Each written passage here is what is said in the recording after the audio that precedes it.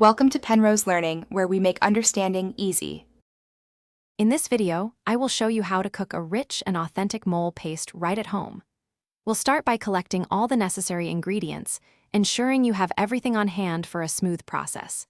Then, we'll dive into the critical stages of preparing your ingredients, from toasting fragrant chilies to blending them into a smooth, flavorful base.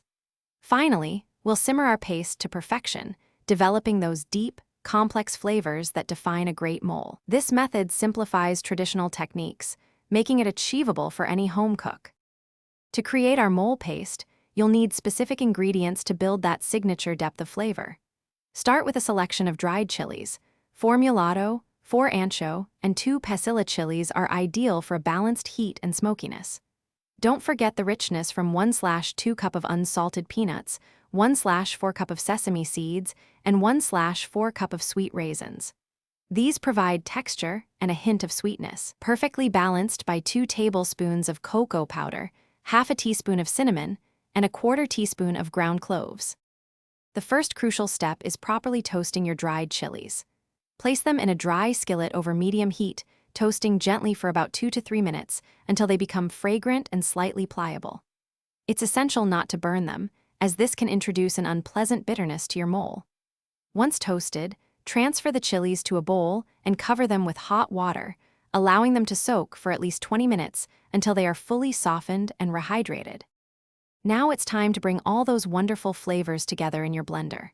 First, drain your rehydrated chilies, but make sure to save that precious soaking liquid, as it's full of flavor and might be needed later. Add the chilies, along with your toasted nuts, seeds, raisins, cocoa powder, and all your spices into the blender, followed by 1 cup of chicken broth. Blend everything on high until you achieve a perfectly smooth, thick paste, adding more broth or reserved liquid gradually if the mixture is too thick. The final stage is simmering, where the flavors truly deepen and meld. Heat 2 tablespoons of neutral oil in a large pot or Dutch oven over medium heat until it shimmers.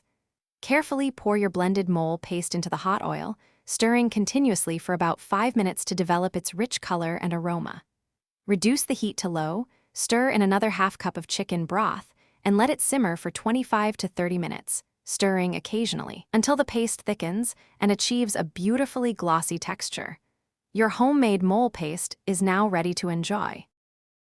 Thanks for watching. If this was helpful, leave a like and consider subscribing. See you next time.